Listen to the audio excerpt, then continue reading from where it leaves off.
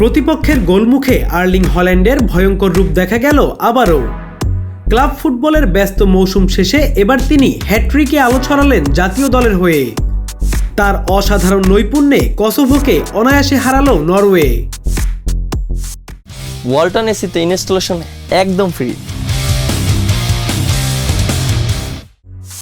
রাজধানী অসলোয় বুধবার রাতের প্রীতি ম্যাচে ৩-০ গোলে জিতেছে স্বাগতিকরা।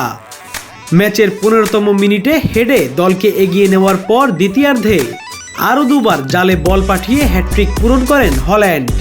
৭০তম মিনিটে পাল্টা আক্রমণে বাঁ পায়ের শটে ব্যবধান দ্বিগুণ করার ৫ মিনিট পর কোনাকুনি শটে জয় নিশ্চিত করেন ম্যানচেস্টার সিটি তারকা।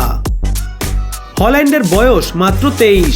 এর মধ্যে ক্লাব ও জাতীয় দল মিলিয়ে ২২টি হ্যাট্রিক করে ফেলেছেন তিনি।